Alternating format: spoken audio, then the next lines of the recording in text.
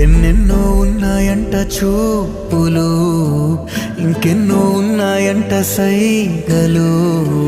చూపుల్లో సందేశాలు, సైగల్లో సంభాషణలు సరిపోవా? వద్దంట నీకు నాకు మాటలు, రద్దంట ఇద్దరి మధ్య.